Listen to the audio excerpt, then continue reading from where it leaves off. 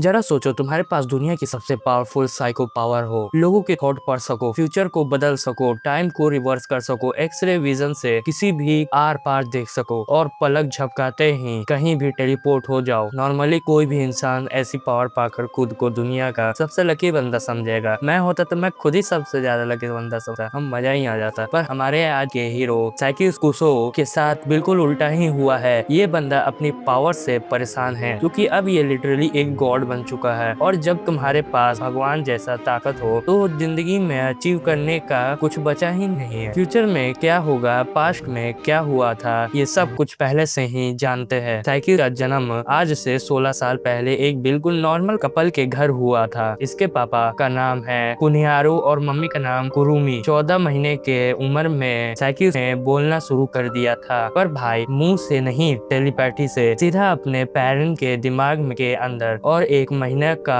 होते होते ये हवा में चलना भी सीख चुका था। अब नॉर्मली किसी के भी माँ बाप अपने बच्चे को हवा में चलते देखते तो सीधा हॉस्पिटल या किसी रिसर्च फैसिलिटी में ले जाए, पर इस साइकिल पावर्स देखकर इसके पेरेंट्स घबराते नहीं हैं और डिसाइड करते हैं कि इसे बिल्कुल एक नॉर्मल बच्चे की तरह पालेंगे। कुछ भी हो, अब 16 साल बाद दुनिया की नजर में साइकिल एक नॉर्मल सा हाई स्कूल स्टूडेंट बन चुका है। कितना नॉर्मल है ये तो आप सबको पता चल ही जाएगा। एक दिन साइकिल स्कूल से घर वापस जा रहा होता है कि तभी देखता है इसके पापा घर के बाहर बैठे हुए हैं। कुनिहारू बड़े प्यार से बोलता है कि मेरे प्यारे बेटे आ गए, मैं तुम्हारा ही वेट कर रहा था। साइकी अपना मन में सोचता है कि इतना प्यार से क्यों बात कर रहे हैं, इन्हें मुझे क्या चाहिए। कुनिहारू रिक्वेस्ट करता है कि दरवाजा खोल दो क्योंकि उसकी बीवी ने उसे घर के बाहर लॉक कर दिया है। साइकी सोचता है कि ये इनका रोज का ही तमाशा है और दरवाजा खोल देता है। अंदर आते ही कुनिहारू अपनी बीवी से सवाल करता है कि ये कोई तरीका है क्या, पागल हो गई हो क्या, मुझे बाहर लॉक क्यों कर दिया। इस बीच कुरुमी साइकी को देखकर खुश हो जाती है और बताती है कि उसके फेवरेट कटलेट्स बनाए हैं। कुनिहारू पूछता है कि तुमने कटलेट्स क्यों बनाए, तुम्हें तो राजमा चावल बनाने वाली थी ना। कुरुमी सीधा जवाब देती है कि उसकी मर्जी, उसका किचन, जो मन करे वही बनाएगी, चुपचाप खा लो वरना वो भी नहीं मिलेगा। सब लोग खाना खाने बैठ जाते हैं और कुरुमी कुनिहारू को खाना एक जूते के अंदर सर्व कर देती है, लिटरली जूते के अंदर, ऊपर से केचप लगाकर। कुनिहारू चिल्लाता है कि ये क्या है, ये क्या बदतमीजी है, और साइकी इसे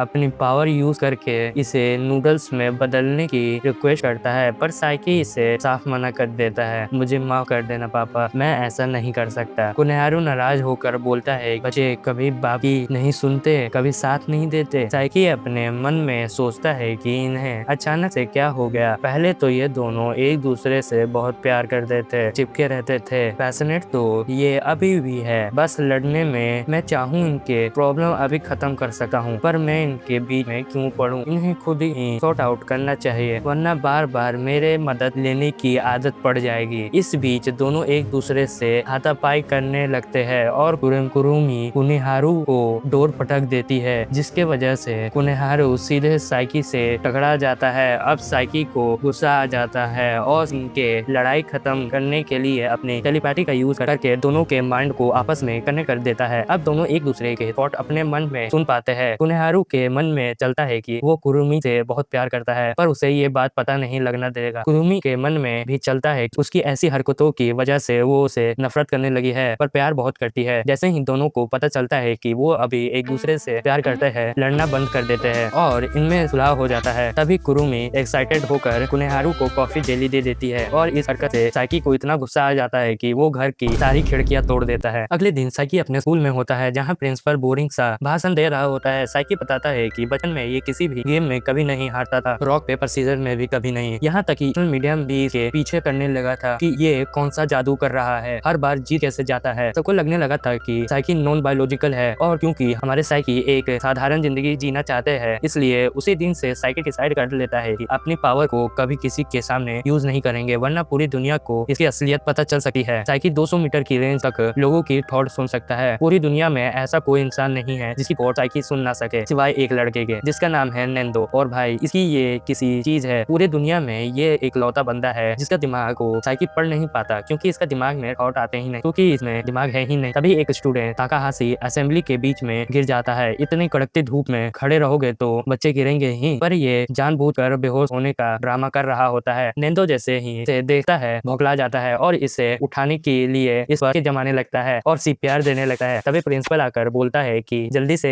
इसे स्टाफ रूम ले जाओ। नेंदो और साइकी इसे स्टाफ रूम ले जाते हैं, जहाँ ताकाहाशी खुद बताता है कि मैंने जानबूझ के किया था, तुम्हें समझ नहीं आया क्या? और नेंदो पर भड़कता है कि तेरी हिम्मत कैसे हुई मुझे किस करने की, कभी परमिशन भी नहीं लेता। तभी PT टीचर वहाँ आ जाते हैं और तीनों को देख लेते हैं और लगता है कि ये लोग क्लासरूम बंक करना चाहते हैं। टीचर डांटने लगता है कि तुम तीनों यहाँ क्या कर रहे हो, जल्दी क्लास में जाओ वरना कंप्लेन कर दूंगा। पर ये लोग बता देते हैं कि ताकाहाशी को बुखार आ गया था इसलिए यहाँ है और थर्मोमीटर दिखाते हैं। साइकी थर्मोमीटर को पकड़ता है और अपनी पावर से उसका टेम्परेचर बढ़ा देता है ताकि लगे कि ताकाहाशी को सच में बीमार है। PT सर ताकाहाशी को हॉस्पिटल भेज देता है, पर जब नेंदो की नजर उस जलते हुए टेम्परेचर पर जाती है तो उसे लगता है कि साइकी को भी बहुत ज्यादा बुखार आ चुका है, इतना कि टेम्परेचर मीटर में आग लग गई और उसे भी हॉस्पिटल भेजने की तैयारी करने लगता है। नेंदो घबरा कर बोलता है कि साइकी चिंता मत करो, मैं तुम्हें कुछ नहीं होने दूंगा। इसके बाद हम फुनकाइडो नाम के एक बंदे से मिलवाया जाता है जिसको लगता है कि वो दुनिया का मसीहा है। इसके पास बहुत ज्यादा सुपर पावर है और पूरी दुनिया को बचाने आया है। काइडो बताता है कि डार्क रियूनियन नाम की एक सीक्रेट ऑर्गेनाइजेशन पूरी दुनिया पर कब्जा करना चाहती है, पर चिंता मत करो मैं तुम्हें सबको बचा लूंगा। ये सारी बातें ये बंदा क्लासरूम में जाकर बोलता है, पर क्लास का कोई भी स्टूडेंट इसके बातों पर भरोसा नहीं करता और मजाक उड़ाने लगता है। ये देखकर काइडो डिप्रेशन में चला जाता है और बाथरूम में जाकर रोने लगता है। साइकी भी वॉशरूम जाता है, पर बाकी स्टूडेंट अभी भी काइडो का मजाक ही उड़ा रहे होते हैं और एक स्टूडेंट बोलता है कि देखो मेरी बाजू कितनी बड़ी हो गई है, कहीं मेरे अंदर भी सुपर पावर तो नहीं आ गई। पर तभी इसी लड़के की बाजू के अंदर से एक जिंदा सांप बाहर निकल आता है। पूरे क्लास में पैनिक फैल जाता है। वॉशरूम में बैठा साइका सोच रहा होता है कि मुझे यहीं रहना होगा जब तक सब कुछ ठीक नहीं हो जाता, वरना ये सब लोग मेरी पावर देख लेंगे। वहीं दूसरी तरफ काइडो भी रोते हुए सोचता है कि ये बेवकूफ भी जब तक मामला ठंडा ना हो जाए तब तक यहीं रहे तो बेहतर है। क्लास में सब लोग बेंचों के ऊपर चढ़ जाते हैं। नेंदो बीच में आ जाता है और सांप सीधे इसके सबसे सेंसिटिव पॉइंट पर काट लेता है। इसके बैंड बच जाती है और नेंदो बेहोश होकर जमीन पर गिर जाता है। सांप अब यहाँ से जा रहा होता है, एक लड़की को बाइट करने के लिए आगे बढ़ता है, पर तभी काइडो सांप के सामने आ जाता है सोचते हुए कि मुझे इन सबको बचाना ही होगा और साइकी अपनी इलेक्ट्रिक पावर का यूज करके उस सांप को जला देता है। सभी स्टूडेंट को लगता है कि ये काम काइडो का था और काइडो खुद भी ये यही सोचता है कि ये सब कुछ मेरी वजह से हुआ है। लगता है कि पिछले जन्म में मैं और था। सांप मरने के बाद से काइडो के अंदर बहुत ज्यादा एटीट्यूड आ जाता है। ये बंदा किसी से सीधा मुंह बात भी नहीं करता, अपने टीचर की भी नहीं सुनता। पर साइकी सोचता है कि सारा काम मैं किया पर क्रेडिट इसको मिल गया। अगले दिन हम एक लड़की को देखते हैं जिसका नाम है कोकोमी तेरू। ये लड़की दिखावा में खुद को बताती है कि मैं कितनी प्यारी हूँ, कितनी सुंदर हूँ और ये फैक्ट है, मेरा ईगो नहीं। पर असलियत में इसके मन के अंदर ईगो और एटीट्यूड बहुत ज्यादा होता है, बिल्कुल किसी स्टार की तरह। और इसे लगता है कि अगर ये किसी से बात भी करेगी उस इंसान पर एहसान कर रही है। रास्ते में इसकी नजर साइकी पर जाती है और सोचती है कि मुझे मेरा अगला शिकार मिल गया। अगर मैं इसके सामने से गुजर जाऊंगी तो ये तो मेरा प्यार में लट्टू ही हो जाएगा। अपनी ईगो सेटिस्फाई करने के लिए ये सीधा साइकी के सामने जाकर हेलो बोलती है। कहती है कि तुम मुझे क्यूट लगते हो, मैं तुमसे बात करना चाहती हूँ। पर साइकी बस नमस्ते बहन जी बोलकर आगे बढ़ जाता है। कोकोमी को यकीन ही नहीं आता कि भाई ये है कौन, आज तक किसी ने मुझे इतनी बेइज्जती से इग्नोर नहीं किया, इसकी हिम्मत कैसे हुई, दोबारा मुड़ कर भी नहीं देखा मुझे। इसे लगता है कि साइकी बेचारा नर्वस होगा इसलिए वो दोबारा साइकी के पास आ जाती है। पर असल में साइकी इसके मन को रीड कर चुका था और उसे इसकी असलियत पता चल जाती है कि ये बाहर से जितनी फ्रेंडली दिखती है अंदर से उतनी ही कमीनी है। इसलिए इस वजह से साइकी इसे इग्नोर करके बस आगे बढ़ता जाता है। कोकोमी पीछे पीछे चलती रहती है और उसे पकड़ने की कोशिश भी करती है, पर साइकी इसकी पकड़ में नहीं आता। तभी साइकी की नजर एक भीड़ पर जाती है और वो टेलीपोर्ट करके वहां से निकल जाता है। कोकोमी भीड़ में इसे ढूंढने लगती है और अपने मन में सोचती है कि कहीं मुझे साइकी से प्यार तो नहीं हो गया है। टू लव, हर जगह मुझे साइकी ही दिख रहा है। अगले दिन फिजिकल एजुकेशन का पीरियड शुरू हो जाता है। साइकी बताता है कि मुझे पी से नफरत है, इसलिए नहीं कि मैं स्पोर्ट्स में बुरा हूँ। अगर अभी भी किसी इंटरनेशनल कंपटीशन में हिस्सा लूँ तो 2 टीम गोल्ड मेडल लेके आ जाऊंगा। मैं कुछ ज्यादा ही ताकतवर हूँ इसलिए खेल ही नहीं पाता। साइकी बस हल्की से बॉल को ब्रेक करता है कि पूरी बॉल स्टेडियम ही टूट जाती है। क्लास मॉनिटर किनेसी हायरो अनाउंस करता है कि आज सब डॉज बॉल खेलेंगे। कुछ स्टूडेंट कंप्लेन करते हैं कि मारपीट नहीं खेल सकते, पर हायरो सबको डांट कर बोलता है कि पूरी जान लगाओ, पूरी खून पसीना बहा दो और सब लोग मान जाते हैं। साइकी बताता है कि हायरो उनकी क्लास का मॉनिटर है, कुछ ज्यादा ही ओवर एक्साइटेड रहता है, पता नहीं नशा करता है क्या, पर पूरी क्लास के मन में इसके लिए काफी इज्जत होती है, कोई भी इसी बात मना नहीं कर सकता। साइकी हायरो की टीम में होता है और दूसरी टीम में होता है नेंडो और इसी के साथ डॉज बॉल मैच शुरू हो जाता है। हर कोई पूरे जोश में एक प्लेयर को नॉक कर देता है और सब बहुत ज्यादा एक्साइटेड हो जाते हैं। स्कोर 78 हो चुका होता है। सामने वाली टीम साइकी पर बॉल फेंकती है और साइकी इसे हिट होने देता है, सोचते हुए कि चलो ठीक है, मुझे बाहर ही रहना चाहिए वरना मेरा भांडा फूट जाएगा। पर हायरो शक करता है कि तुम उस बॉल से हिट होना चाहते थे। साइकी हाँ कह देता है और हायरो तुरंत बोलता है कि बॉल तुम्हारे चेहरे पर लगी है दोस्त, तुम आउट नहीं हुए हो। साइकी फंस जाता है, अब इसे बॉल थ्रो करनी पड़ेगी। साइकी बताता है कि बॉल थ्रो करना इसके लिए बहुत मुश्किल होता है क्योंकि अगर इसने ज्यादा जोर से फेंक दिया तो सामने वाले की मौत भी हो सकती है। एक काम करता हूँ, धीरे से फेंकता हूँ। सोचता है कि वो और नेंदो पर निशाना लगाता है पर ये बिल्कुल लड़कियों की तरह बहुत स्लो बॉल फेंक देता है। हायरो गुस्सा होकर पूछता है कि क्या ये जिंदगी मौत की लड़ाई चल रही है, थोड़ी जान लगा ले। पर इस बार नेंदो को साइकी से प्यार हो जाता है क्योंकि साइकी ने उस पर जोर से अटैक नहीं किया था और हायरो साइकी को गद्दार बुलाकर टांच खींचता है कि नेंदो तुम्हारा दोस्त है इसलिए तुम उसे हिट नहीं कर रहे। तभी नेंदो 4 प्लेयर को एक साथ नॉकआउट कर देता है और सब फिर 2 प्लेयर बचे हैं, साइकी और हायरो। हायरो इमोशनल होकर बोलता है कि मेरे दोस्त ने मेरे लिए बलिदान दिया है, चाहे इसमें मेरी मौत ही क्यों ना हो जाए, पर मैं इसे पकड़ कर ही रहूंगा। पर तभी साइकी बीच में आ जाता है और बॉल इसे लग जाती है जहां जानबूझकर ताकि हायरो खेल सके। हायरो बॉल पकड़ लेता है और अब साइकी जो बाहर जाने वाला था उसे दोबारा खेलने पड़ता है, पर बॉल पकड़ते हुए हायरो के घुटने में चोट लग जाती है और वो इंजर्ड हो जाता है। इसकी वजह से अब कोर्ट में बस साइकी बचा होता है। हायरो साइकी को बॉल दे देता है और बोलता है कि साइकी मेरी जगह मेरी लाज रख लेना दोस्त, तुम हार नहीं सके, तुम्हें जीतना ही होगा। से घुटने से खून निकल रहा होता है। इसके सब लोग साइकी से उम्मीद लगा लेते हैं और अब साइकी के सामने 7 प्लेयर है, पूरी क्लास की नजर इस पर है। साइकी अपना मन में सोचता है कि अगर मैं जीत गया तो मेरी पॉपुलैरिटी स्कूल में बहुत ज्यादा बढ़ जाएगी, जो मैं नहीं चाहता। सब लोग मुझे 24 घंटा देखना है और अगर नहीं जीत पाया तो सब मुझे नफरत करेंगे और बुली करना शुरू कर देंगे। मुझे बिना कोई हरकत किए नॉर्मली खेल कर यहाँ से निकलना होगा। साइकी अपना लाइकेबिलिटी स्कोर देखता है जो निकलता है 4100 में से 41, काफी कम है। सोचता है मुझे 50 का गोल रखना होगा और इसके लिए कम से कम एक प्लेयर तो बाहर करना ही होगा। साइकी धीरे से एक स्पिन बॉल फेंकता है 1500 आरपीएम पर घूमते हुए जो साउंड बैरियर क्रॉस नहीं करती और एक प्लेयर को हराने में कामयाब हो जाता है। मीटर 56% हो जाता है। अब बारी होती है कि काइडो की जो अपने पार्क जिनोसाइड बॉल बोल कर बिल्कुल लड़कियों की तरह स्लो बॉल फेंकता है। साइकी इसे आराम से पकड़ लेता है, मीटर 65 पहुंच जाता है। तभी एक प्लेयर साइकी से बॉल अपनी तरफ फेंकने को कहता है। यह आउटफील्ड में होता है और अगर बॉल इसे पास हो गई तो इसे दोबारा टीम में आ सकता है। साइकी थोड़ी सी जान लगाता है पर वो थोड़ी सी भी बहुत ज्यादा होती है और बॉल दोनों को जोर से लग जाती है। मीटर 73 तक पहुंच जाता है। तभी नेंदो उस पर बॉल फेंकता है जो इसे लग जाती है और बॉल हवा में होती है कि हायरो जल्दी से आकर पकड़ लेता है। हायरो बोलता है कि अब सब कुछ मुझ पर छोड़ दो दोस्त और सीधा 4 प्लेयर को एलिमिनेट कर देता है। मैच खत्म होते होते सब इसे गले लगा लेते हैं और साइकी का लाइकेबिलिटी मीटर सीधा 46 पर आ जाता है। सब लोग दोबारा क्लासरूम में आ जाते हैं जहाँ क्लास के बच्चे ड्रामा और फिल्मी रोमांस की बातों में बिजी होते हैं। इसमें साइकी को बिल्कुल इंटरेस्ट नहीं होता है, हर जगह रोमांस चलता रहता है। ये प्यार व्यार मुझे समझ नहीं आता। सोचता है कि वो एक एग्जाम्पल के तौर पर कोकोमी को स्कूल का हर बच्चा चाहता है और एक लड़की पूछती है कि कोकोमी तुम्हारा कोई बॉयफ्रेंड क्यों नहीं है। कोकोमी उस पर से जवाब देती है कि मैं अभी बहुत छोटी हूँ इन सब कामों के लिए। स्टूडेंट का पहला काम पढ़ाई लिखाई करना और अपने माँ बाप का नाम रोशन करना होना चाहिए। पर साइकी असलियत सुन लेता है। कोकोमी के मन में चल रहा होता है कि मुझे ये नादान परिंदे बिल्कुल पसंद नहीं। अगर कोई मुझे डेट करना चाहता है तो उसकी इनकम कम से कम 10 करोड़ हर हफ्ते होनी चाहिए। इसी वजह से साइकी इसे भाव नहीं देता। पर अभी साइकी के पीछे एक लड़की चायो पड़ रही होती है जिसको साइकी पर क्रश है और पूरी दिन बस इसी के बारे में सोचती रहती है। वो मन में चांस एनकाउंटर प्लान बनाती है। साइकी और मैं एक दूसरे से टकरा जाएंगे, पेपर्स उड़ जाएंगे, मैं उसकी हेल्प करूंगी। पर इससे पहले कि चायो साइकी से टकरा पाती साइकी जंप कर जाता है और टेलीपैथी से सब कुछ नॉर्मल कर देता है। उसके अगले प्लान होता है रुमाल प्लान। साइकी के पास रुमाल फेंकेगी ताकि वो नोटिस करे और उठाने आए, पर साइकी अपनी पावर से रुमाल दोबारा चायो की जेब में डाल देता है। चायो बार बार कोशिश की जाती है कि किसी तरह साइकी को पटा ले पर हर प्लान में फेल हो जाती है। एक दिन बारिश हो रही होती है और चायो सोचती है कि मैं आज अम्ब्रेला नहीं लाई, एक काम करती हूँ स्कूल के बाहर जाकर खड़ी हो जाती हूँ। साइकी अम्ब्रेला लेकर जरूर आया होगा और मुझे भीगने से बचाएगा, हम साथ में खाता शेयर करते जाएंगे। पर हमारा साइकी ऑलरेडी बिल्डिंग पर खड़ा होता है और अपनी पावर का यूज करके बारिश ही रुकवा देता है और सीधे आगे बढ़ जाता है। चायो हार मान लेती है, कहती है कि अलविदा साइकी, दोबारा जिंदगी में मत मिलना मुझे। पर तभी एक और लड़का पीछे से आ जाता है और पूछता है कि क्या आप अम्ब्रेला यूज करना चाहेंगी, पर बारिश तो रुक चुकी है। वो जवाब देता है कि तुम्हारा दिल की बारिश अभी तक नहीं रुकी, मैं तुम्हारे दिल का बनना चाहता हूँ। और इसी तरह चायो को नया बीएफ मिल जाता है। घर जाते ही पापा गुनेहारू साइकी को परेशान करने लगता है, फर्नीचर शिफ्ट करने के लिए बुलाता है। साइकी मना करता है, कहता है कि मैं एनईडीबी की वीडियो देख रहा हूँ। लड़ाई की वजह से दोनों काफी दिनों से अलग अलग बेडरूम में सो रहे होते हैं, पर अब साइकी इनकी मदद करता है फर्नीचर मूव करने में। गुनेहारू एक्साइटेड होकर बेड बेड पर चढ़ जाता है पर तभी नीचे गिर जाता है। फ्लाइंग बेड साइकी सारा फर्नीचर शिफ्ट कर देता है। तब ये लोग देखते हैं कि बेड बालकनी के पूरा व्यू ब्लॉक कर रहा है। काश कोई होता जिसके पास साइकिक पावर हो, कहती है कुरुमी मजाक में, और साइकी बेड मूव कर देता है। खुश होकर दोनों उसे 3 बहन देने की बात करते हैं तोहफे के तौर पर फिर अपने कमरे में जाकर अपनी मर्जी से रहने का फैसला लेता है। पर दरवाजा खुलता नहीं क्योंकि बेड की पोजीशन बदल चुकी होती है। अब साइकी बेड की पोजीशन दोबारा चेंज करता है पर अब ये लोग कमरे से बाहर नहीं जा सकते हैं। एक काम करते हैं, दीवार ही तोड़ देते हैं। साइकी दीवार तोड़ देता है। रूम खुला खुला लगता है पर कुछ ज्यादा ही खुला हो जाता है। एक सोफा वगैरह रख देते हैं पर वो कोने में कोई भी वाला नहीं होता। इसे हटाओ कहते हैं दोनों और आखिर में मान लेते हैं कि गलती हो गई, दीवार को दोबारा बना दो। साइकी को गुस्सा आ जाता है पर अपनी मम्मी के लिए दीवार ठीक कर देता है पर इसने दीवार को एक दिन पहले वाली पोजीशन में ला दिया होता है। इसकी वजह से बाकी सारी चीज भी एक दिन पहले वाली पोजीशन वापस आ जाती है, यानी कि बैक टू स्क्वायर वन, जहाँ से इन दोनों ने शुरू किया था अलग अलग बेडरूम। अगली सुबह साइकी स्कूल जाता है जहाँ पीटी टीचर सबको डांट रहे होते हैं यूनिफॉर्म प्रेस नहीं की। साइकी बताता है कि इस दुनिया में इसे गुलाबी बाल बिल्कुल नॉर्मल नेचुरल है। वैसे ये नॉर्मल नहीं होते पर इसके बावजूद किसी को इसके सर के ऊपर के एंटीना पर भी शक नहीं होता। साइकी ने पूरी दुनिया के दिमाग को ही बदल दिया है। इसने सबको दिमाग में ऐसा बैठा दिया कि दुनिया में गुलाबी बाल बिल्कुल नेचुरल होते हैं। यकीन तक कि इसने ह्यूमन बायोलॉजी को भी अल्टर कर रहा है जिसकी वजह से नॉर्मल इंसान काफी तेजी से हील हो पाते हैं। ये सब कुछ इसकी साइकोलॉजी पावर की वजह से होता है। इसने माइंड कंट्रोल का यूज करके पूरी दुनिया की हीलिंग एबिलिटी बदल दी है। लोगों का रिएक्शन टाइम भी बढ़ा दिया है। पतले कमजोर लड़के ताकतवर पहलवान को भी हरा सकते हैं और एक चपट में ही किसी को बेहोश भी किया जा सकता है। हाँ, ये सब कुछ मेरी ही वजह से हुआ है। सोचता है कि साइकिंग में पूरी दुनिया को बदल दिया है पर मेरी पर्सनल लाइफ में तुम्हें क्या। तो आज के लिए बस इतना ही। अगर वीडियो पसंद आई हो तो लाइक एंड सब्सक्राइब कर दीजिएगा और अगली वीडियो में मिलते हैं।